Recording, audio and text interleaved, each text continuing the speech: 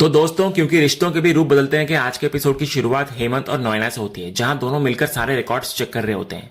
इसी बीच हेमंत ऋतिक को फोन करके पूछता है कि क्या कार्तिक के बारे में कोई पता चला। इस पर ऋतिक कहता है कि उसे कार्तिक के बारे में बिल्कुल भी जानकारी नहीं है, यहां तक कि जब वो ऑफिस गया था तब भी कार्तिक वहां मौजूद नहीं था। इसके बाद ऋतिक पूछता है कि आखिर बात क्या है, वो बार बार कार्तिक के बारे में क्यों पूछ रहे हैं। हेमंत कहता है कि ऐसी कोई खास बात नहीं है, बस वो यही सोच रहा था कि जब किसी इंसान का बुरा वक्त आता है तो उसके अपने और उससे प्यार करने वाले लोग ही उसका साथ देते हैं। हेमंत की यह बात सुनते ही नोएना एक पल के लिए उसकी तरफ देखती है। तब हेमंत अपनी बात को संभालते हुए कहता है कि उसका मतलब है कि मुश्किल वक्त में परिवार और वही लोग साथ खड़े रहते हैं जो सामने वाले के दर्द को सच में समझते और महसूस करते हैं। उधर ऋतिक कहता है कि वो ज्यादा चिंता ना करे, यहां वो और मुन्नी लगातार कोई ना कोई रास्ता निकालने की कोशिश कर रहे हैं। तब हेमंत उससे कहता है कि जैसे ही कार्तिक के बारे में कोई खबर मिले वो तुरंत उसको फोन करके बता दे। फोन रखने के बाद दोनों फिर से काम में लग जाते हैं। कुछ देर बाद नोएना की कॉफी खत्म हो जाती है। हेमंत की नजर जैसे ही उस पर पड़ती है वो बिना कुछ कहे उसके लिए दूसरी कॉफी लेकर आ जाता है। नोएना मुस्कुराकर उसको थैंक यू कहती है। इसके बाद दोनों एक साथ बैठकर सारी फाइल्स और अकाउंट्स दोबारा चेक करने लगते हैं। हर डॉक्यूमेंट को ध्यान से देखते हुए वे लगातार आपस में डिस्कशन भी करते रहते हैं। इसी बीच एक फाइल उठाते समय नोएना अनजाने में हेमंत के काफी करीब आ जाती है। हेमंत हल्का सा पीछे हट जाता है और कुछ पल के लिए बस उसको देखता रह जाता है। काम करते करते पूरी रात निकल जाती है और देखते ही देखते सुबह हो जाती है। तभी नोएना सारी फाइल्स बंद करते हुए कहती है कि उसने सभी अकाउंट्स अच्छी तरह चेक कर लिए हैं, लेकिन उसे कहीं भी ऐसा कोई एविडेंस नहीं मिला जिससे यह साबित हो सके कि वृंदा ने कोई गड़बड़ी की है। हेमंत बिना देर किए बोलता है कि उसे शुरू से ही पूरा भरोसा था।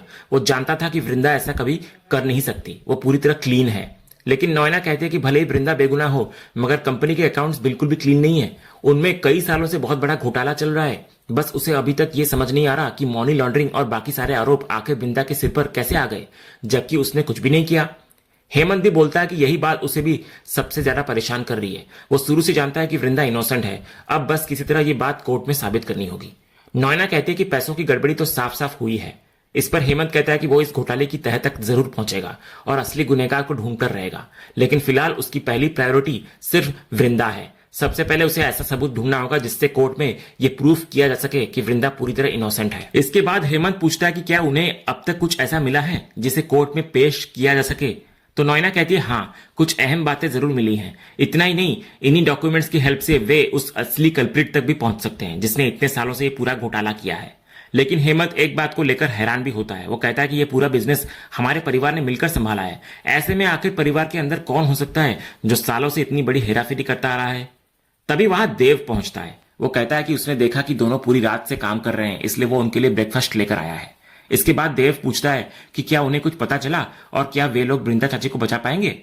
तो हेमंत कहता है कि वे पूरी कोशिश कर रहे हैं और उसे पूरा भरोसा है कि वे वृंदा को जरूर बचा लेंगे। लेकिन जांच के दौरान उन्हें यह भी पता चला है कि कंपनी में कई सालों से बहुत बड़ा घोटाला चल रहा है। अब जिसने भी ये सब किया है वो उससे बच नहीं पाएगा। अगर वृंदा को बेगुनाह साबित करना है तो असली गुनहगार तक पहुंचना ही होगा।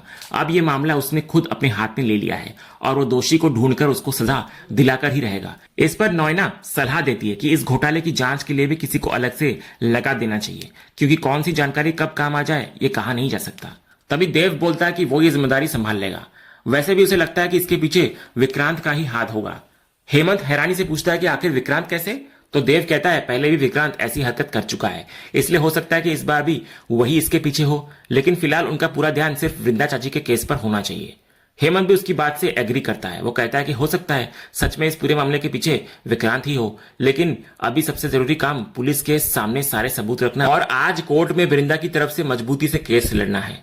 दूसरी तरफ अगला सीन कोर्ट का दिखाया जाता है। हेमंत अपने लॉयर को बता रहा होता है कि उसने कंपनी की सारी फाइल्स और रिकॉर्ड्स अच्छी तरह चेक कर लिए हैं। उन डॉक्यूमेंट्स में कहीं भी ऐसा कुछ नहीं मिला जिससे वृंदा पर शक किया जा सके। वो कहता है कि कंपनी में घोटाला जरूर हुआ है, लेकिन जिसने ये सब किया वो अब कंपनी में नहीं है, उसका नाम विक्रांत है। लॉयर इस पर कहता है कि वो उसकी बात को समझता है, लेकिन फिलहाल सबसे जरूरी मनी लॉन्ड्रिंग का केस है, अभी उनका पूरा ध्यान उसी पर होना चाहिए। इस पर ऋतिक कहता है कि लेकिन कंपनी का घोटाला भी तो उतना ही जरूरी है ना। तो लॉयर समझाते हुए कहता है कि वो इस बात से इनकार नहीं कर रहा। कोर्ट में सही समय आने पर वो ये मुद्दा भी जरूर उठाएगा, लेकिन सबसे पहले उन्हें मनी लॉन्ड्रिंग के आरोपों का जवाब देना होगा। हेमंत भी लॉयर की बात से सहमत होता है। तभी लॉयर एक और चिंता जताने लगता है। वो कहता है कि मौजूदा हालात को देखते हुए कोर्ट वृंदा को जुडिशियल कस्टडी में भी भेज सकती है, यानी उन्हें काफी लंबे समय तक जेल में रहना पड़ सकता है। ये सुनते ही ऋतिक घबरा जाता है। वो हेमंत से कहता है कि अगर ऐसा हुआ तो उन्हें कुछ ना कुछ करना ही पड़ेगा। लेकिन हेमंत उसको समझाते हुए कहता है कि अभी घबराने की जरूरत नहीं है, लॉयर ने सिर्फ एक संभावना बताई है, वो पूरी कोशिश करेगा कि बात वहां तक कभी पहुंचे ही नहीं।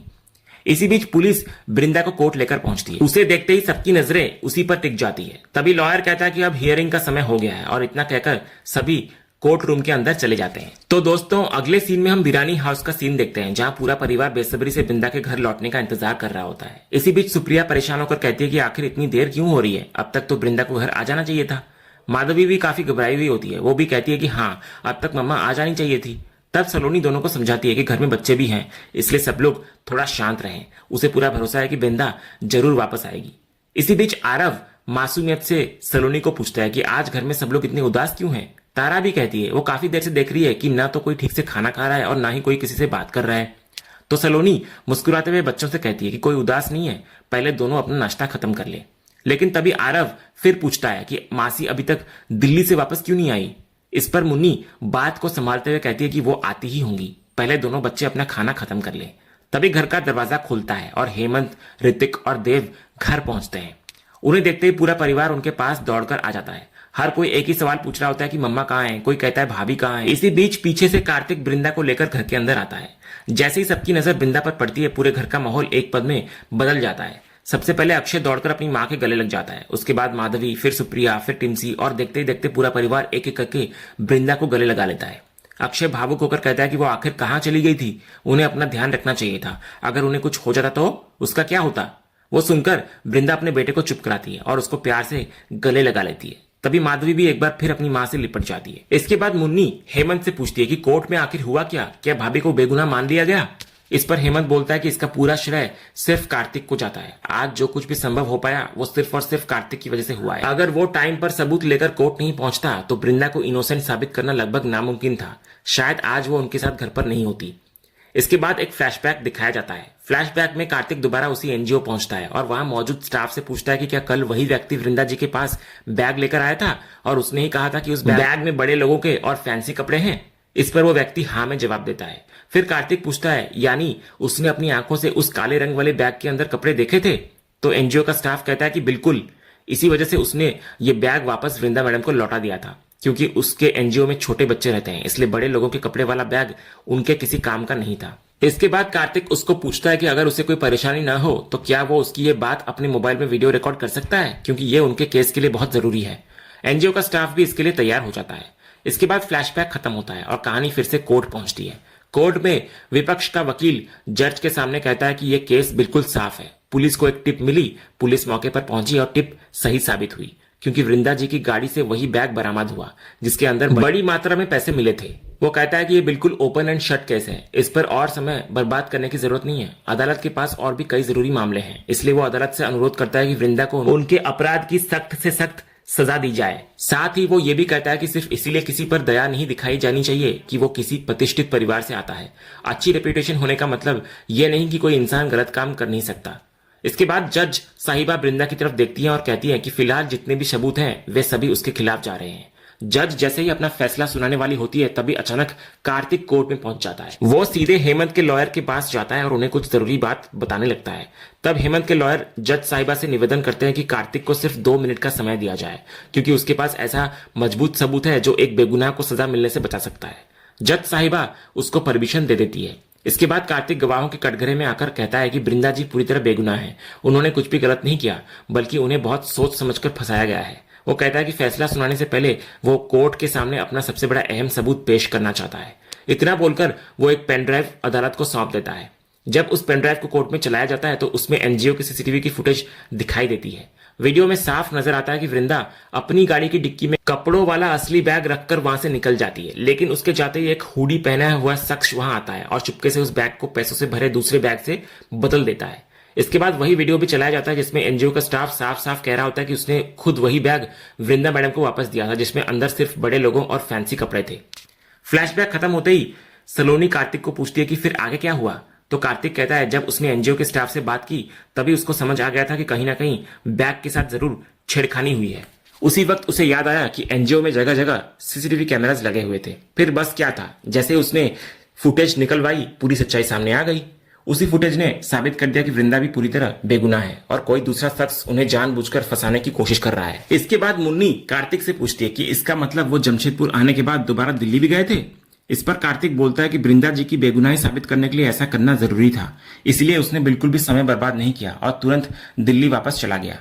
वो कहता है कि इतनी बड़ी मुसीबत में वो वृंदा जी को अकेला छोड़कर नहीं जा सकता था। उसे पूरा भरोसा था कि वृंदा जी ऐसा गलत काम कभी कर नहीं सकती।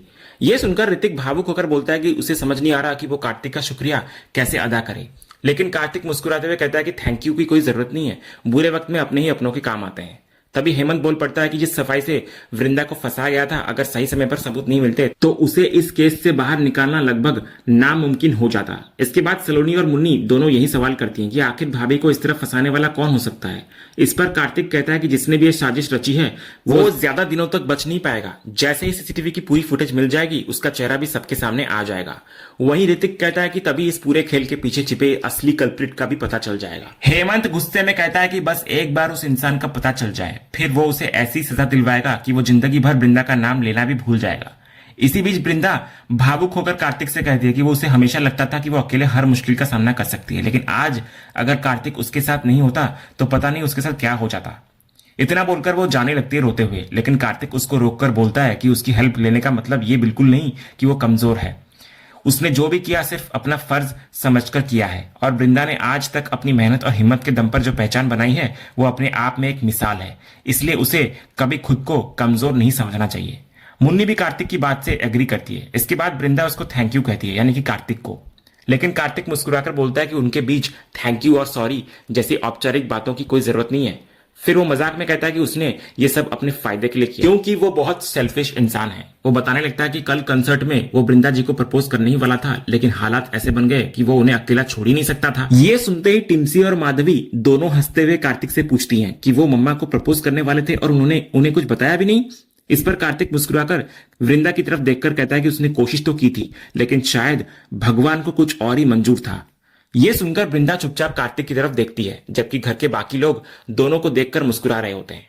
और इसी सीन के साथ आज का यह एपिसोड यहीं पर खत्म होता है। तो दोस्तों, आपको आज के एपिसोड का अपडेट कैसा लगा, अपनी राय हमें कमेंट बॉक्स में जरूर बताइए। अगर आपको आज का ये वीडियो पसंद आया हो तो वीडियो को लाइक और शेयर जरूर करें और ऐसे ही लेटेस्ट एपिसोड के अपडेट्स जानने के लिए हमारे इस चैनल को सब्सक्राइब करना ना भूलें और बेल आइकन को भी जरूर दबा लें।